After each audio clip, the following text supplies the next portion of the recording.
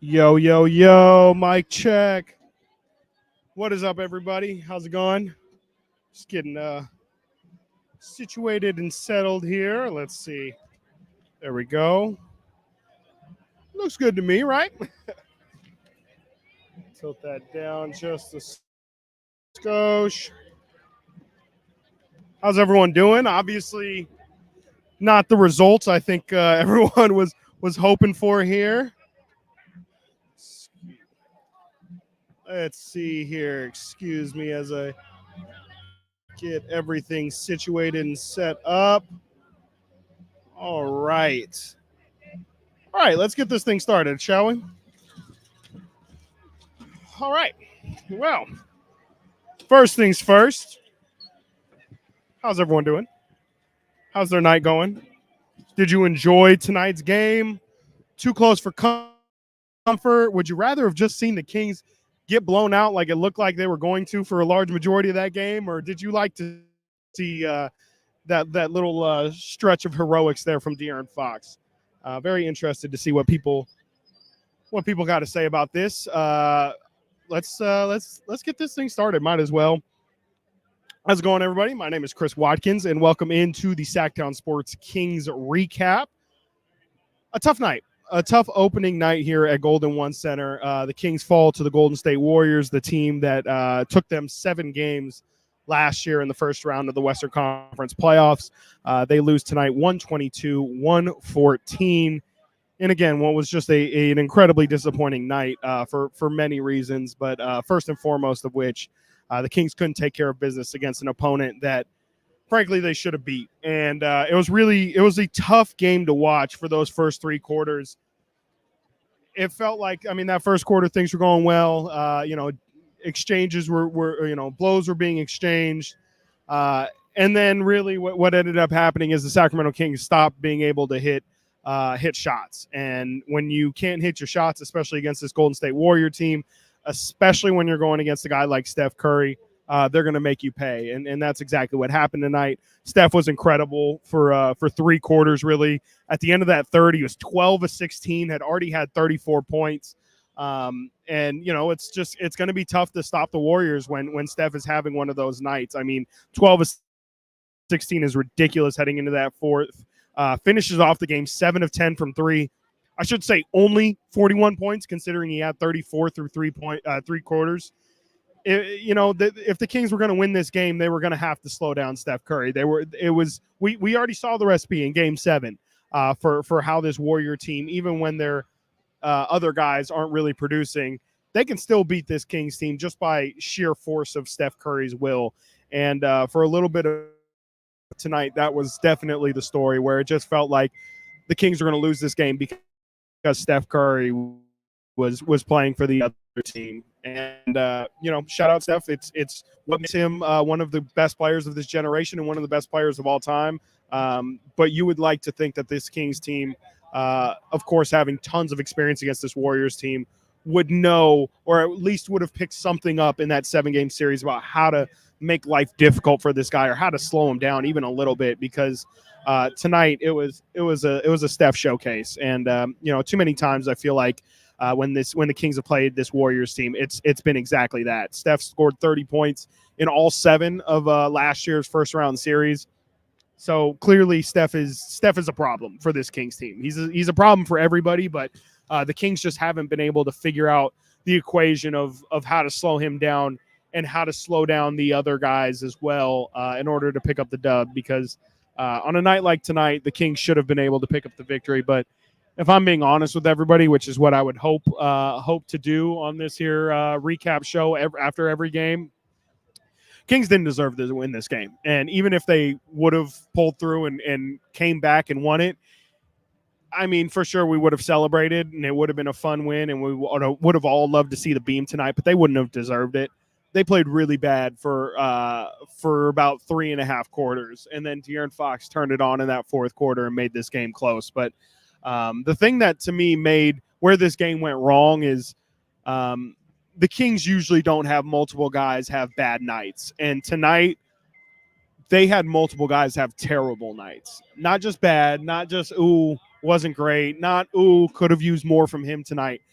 Terrible nights. And I'm going to start with one of the best players on this team, and somebody who, you look at the numbers, and Domantas Sabonis had a great game. You look at the numbers: 19 points, 18 boards, 7 assists, just under 50% from the field. Sure, but Domas, tons of missed layups.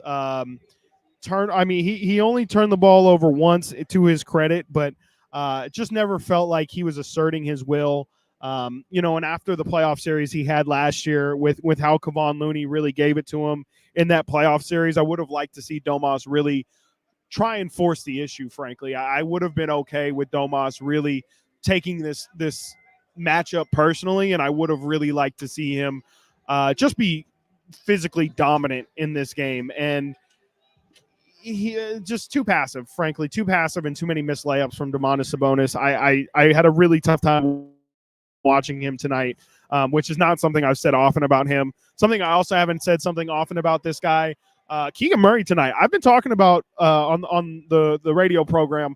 I would love to see a night where I tell Keegan Murray, hold on, maybe slow down. You're shooting, like, you're really letting it fly. And tonight was a night where I would say for a moment there, I was like, Keegan's being really aggressive and maybe hunting his shot a little bit too much.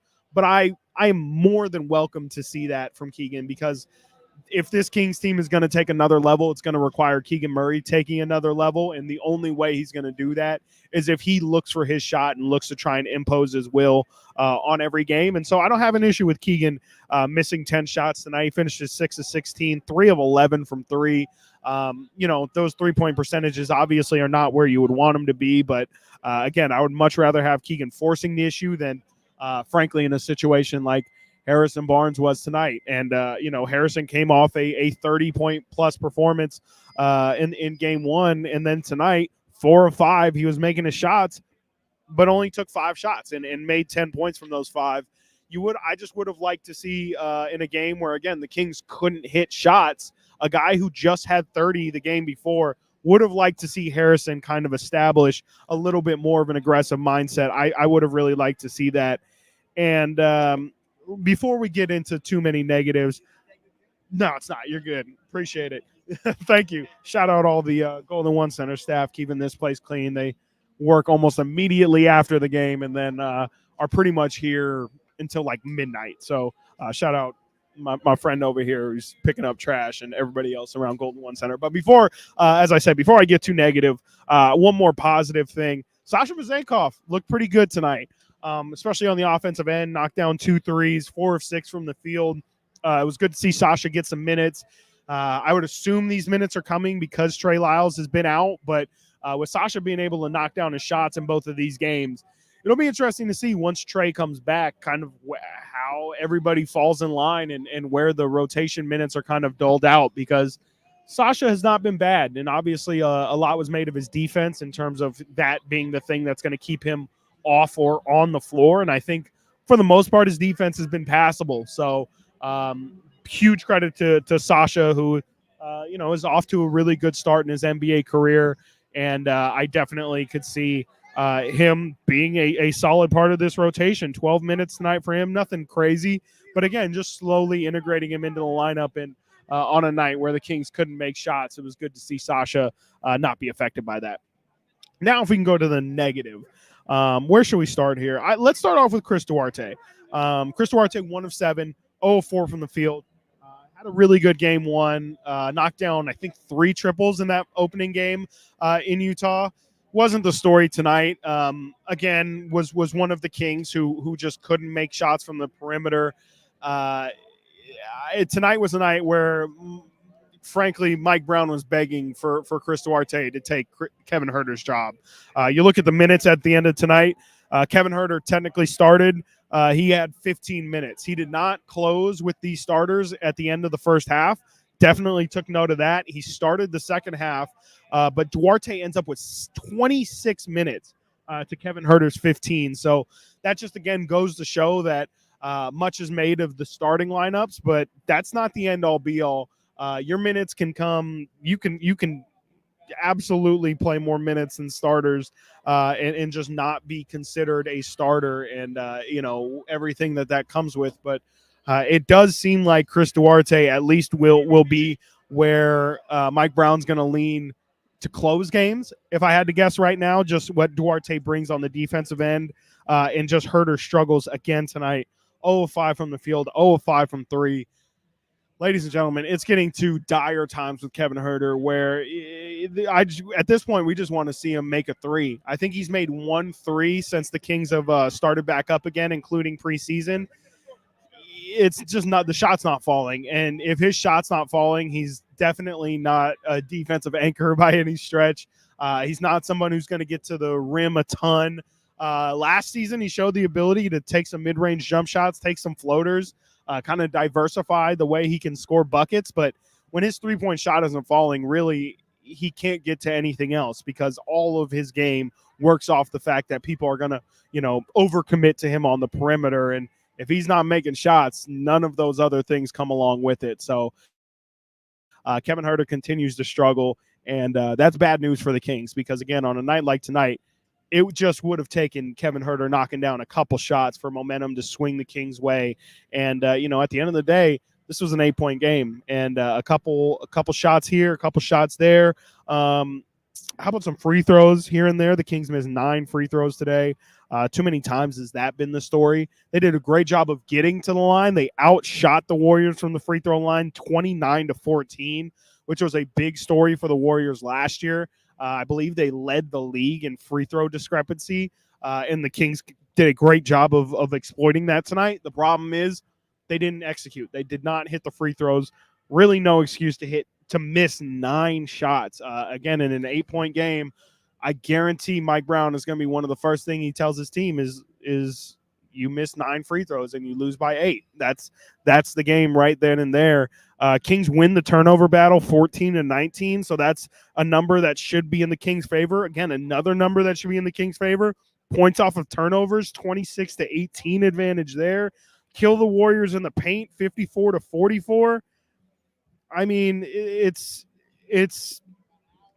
a really frustrating game to lose. I mean, again, if the Kings knock down their shots in the first quarter, I was looking at this, keeping track of this throughout the game. The Kings. Oh, did I lose my box score? I think I lost my box score. I want to say the Kings made 4 threes after the first quarter. Is that right? Point is, they stopped hitting the 3, and they were knocking it down in the first quarter.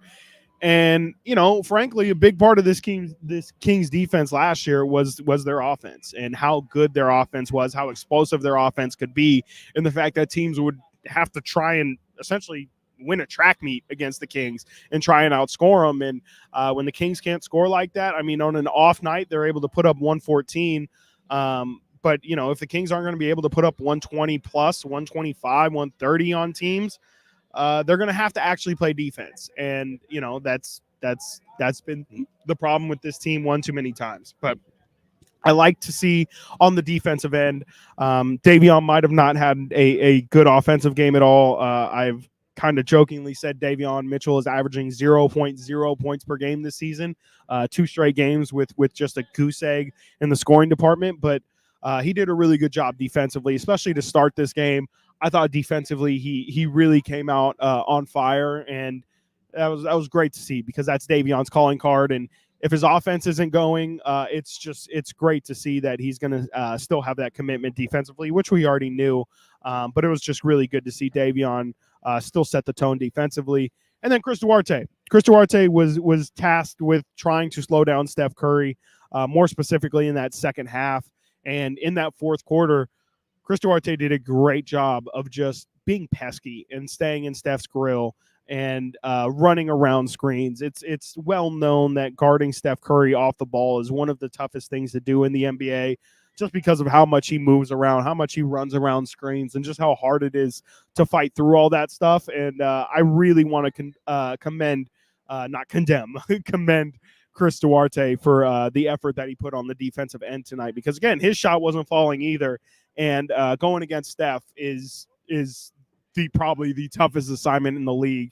And good to see Chris Duarte kind of showing some of that defensive prowess that I think is going to get him on the floor a lot. So let's see what people are saying. Of course, the first message I see on the chat is Herter equals trade question mark.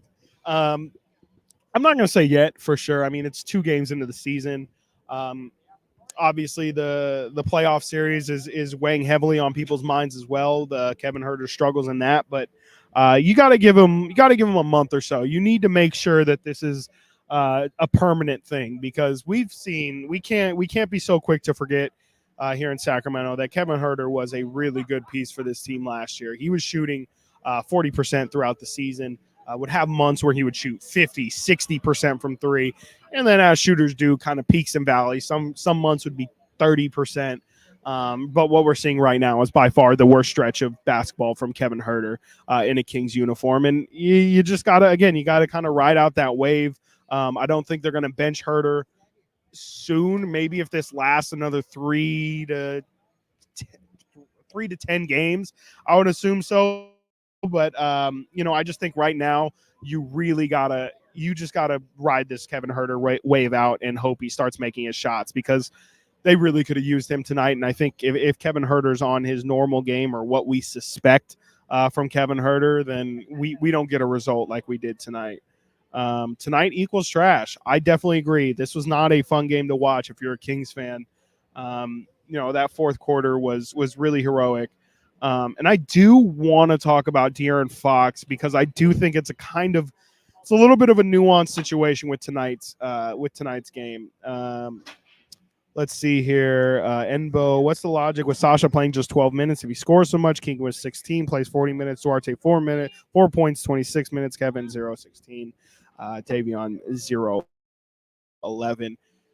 It's slowly bringing him along, and this is kind of a trust thing with Mike Brown. I didn't love how many minutes Javale McGee got tonight. I don't love how many shots Javale McGee is taking, but I think that they're kind of just trying to see if Javale's height changes anything for them, and I think tonight's a prime example that JaVale McGee is not changing this team. He's not adding some defensive presence to this team. If anything, he adds chaos to this team. And sometimes it's good. Sometimes it can lead to some really exciting plays. But I think tonight we just saw a little bit too much of JaVale McGee being force-fed off the pick and roll. They were looking for him blindly. And then, he had a couple moments. He had one where I don't know what he was doing. He got a lob, tried to throw it in, got the rebound from trying to throw it in, sporadically tried to do a turnaround fadeaway, and then got beat back on the other end, tried to pick up Steph Curry at half court, got slipped by Looney rolling to the paint, and then he almost goaltended. It was like a back-to-back sequence of just absolute chaos, and I'll be okay if JaVale McGee sees fewer minutes. Fewer minutes is what I would say. I really want to talk about De'Aaron Fox, because I think what he did tonight is really interesting and something that we didn't see a lot of last season, but it was, to me, really, really evident, and I'm curious if anybody else saw it tonight too.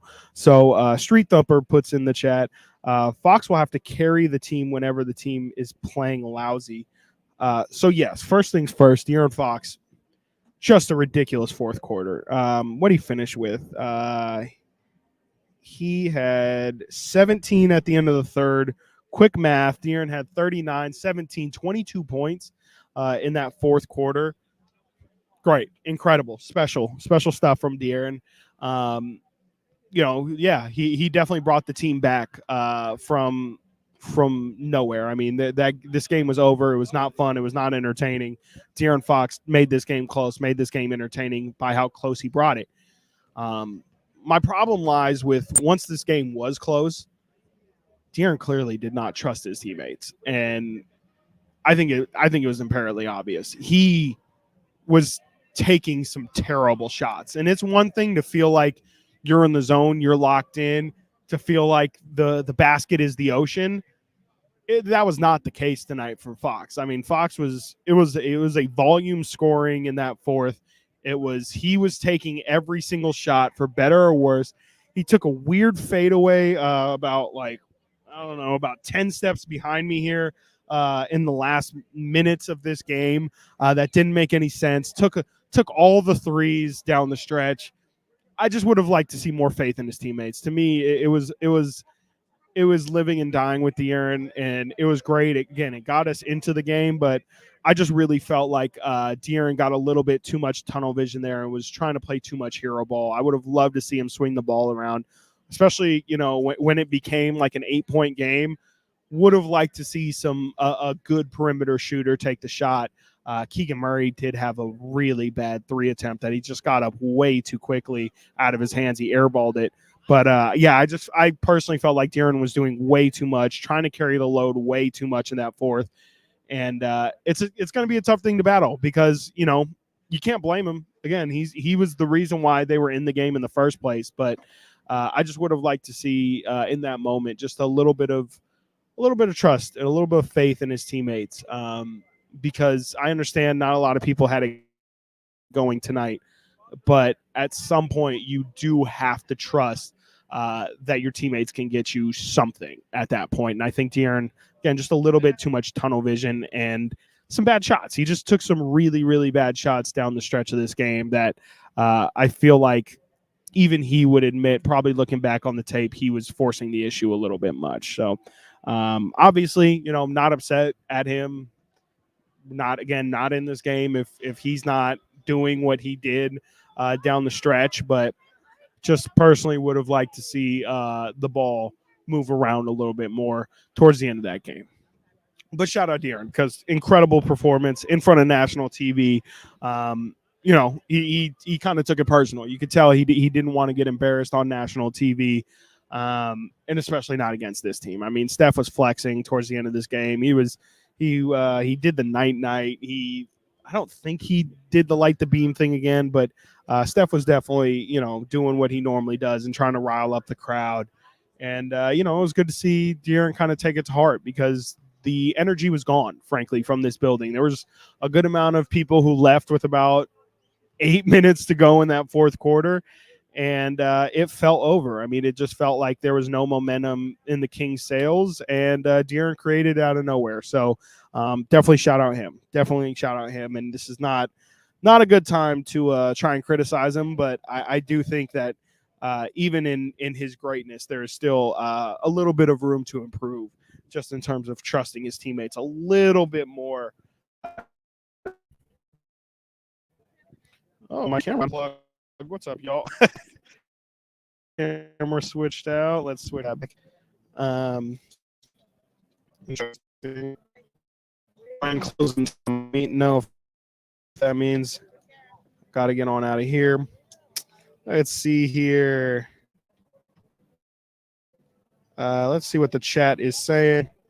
Yeah, it's really disappointing that they lost this game. It would have been. I mean, I've been talking about it all week on air, but just the energy and the excitement that could have been in this team's behind this team's sails right now if they would have won tonight, and then if you could have pulled through with a victory on Sunday against the Lakers, which haven't lost faith in that.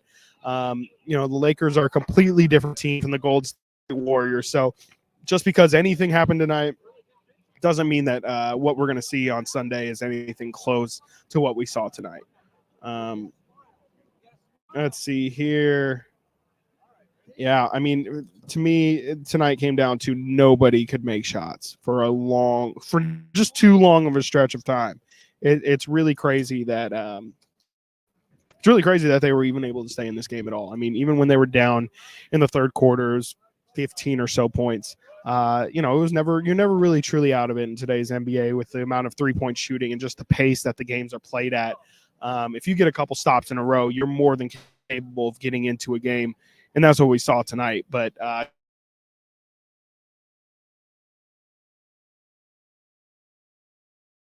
went out. Sorry. Just not enough contributions from everyone tonight. And, you just got to try and minimize nights like tonight. You got to try and minimize nights where, usually the Kings almost have the inverse of this problem where they have, they just need one more guy to play well. And it's not even really a matter of they only have one guy playing well. Tonight was was a really, really strange game. I mean, just the turnovers in that second quarter from both teams were strange. Um, it just felt hectic. It did not feel like the kind of game that it feels like the kind of game that is just a blur. And then Mike Brown and the team are going to look at each other after this game and be like, what just happened? Like that was not what we drew up. That was not the game plan, and that's not how we saw that game going. Um, but back to the drawing board. They play this team again on Wednesday in Chase Center. Obviously, the energy in that building is going to be crazy. I was talking to some Warrior people tonight, and it sounds like Draymond Green will more than likely be suited up by Wednesday. So that'll be a fun little sub story to follow. And the Kings are going to have to try and bounce back on Wednesday, because if they start the season 1-2 and then have to play Golden State, obviously the Kings started 0-4 last year, and we saw how last year ended up. So it's not too much to freak out about if they don't get off to a good start. But every year is unique, and with this Western Conference, it would just do the Kings a lot of favors if they could get off to a good start and play a little bit of front runner in the standings, because Phoenix is going to get things going. The Lakers are going to get things going. Who knows how the Warriors are going to look once Draymond comes back? There's so many teams in this Western Conference that are going to be tough. The Kings really need to collect themselves and get back on the winning path, because the way they played tonight, maybe they could beat 10, 15 teams in the NBA, but you're not going to beat a team like the Warriors playing like the way they did tonight. Probably won't beat a team like the Lakers if you play like how you did tonight. So definitely need to regroup from the Kings and just hope that it looks different on Wednesday when you play a Lakers team that's really big. They're long. Their closing lineup yesterday when they played Phoenix was Anthony Davis, who's 7 foot or just under, Christian Wood, who's just under 7 feet, and LeBron James. So we might see a 2-center lineup. Who knows? It'll be really interesting to see how they, man for man match up with the Lakers. If they decide to go bigger, maybe they bring in, maybe we see Alex Len. Didn't see any Alex Len tonight. Maybe we see McGee and Sabonis on the floor at the same time, or maybe the Kings go small. And if Trey Lyles is able to play, maybe they try and kind of counter the Lakers' size with a little bit of speed and perimeter shooting. But we'll just have to see there. And no one's more disappointed than I am, because I was ready. My birthday was yesterday. I was hoping to get a beam tonight, hit the town, and then wrap it up on Sunday with a second beam and just cap off a great weekend. A little bit of a sour start to the weekend, but it's still early, and the King show signs of life, and De'Aaron Fox is still that guy. I think we can go to sleep comfortably knowing that De'Aaron Fox is still that guy. So take that information what you will, and we'll be back on Sunday. That's really all you could say at this point. Disappointing loss for the Kings, again, losing Golden State 112-114 here at Golden One Center. Looks like everybody's wrapping up and packing up. I see Keon Ellis out here. Yeah. All right. I'm gonna head on out, y'all. So for the Sacramento Kings, for the Golden State Warriors, for Stephen Curry, for De'Aaron Fox, my name is Chris Watkins. Thank you so much for tuning in. You can check us out at the completion of every single Sacramento Kings game right here on Sactown Sports 1140 YouTube channel, also on the Twitter page as well. And yeah, after every single game. So I will see y'all Sunday, and I'll see you Wednesday as well. Unfortunate night, but a good opportunity on Sunday to bounce back. Y'all have a fantastic weekend. I will see you guys Sunday, where hopefully we will be lighting the beam right back here in Golden One Center. Bye-bye.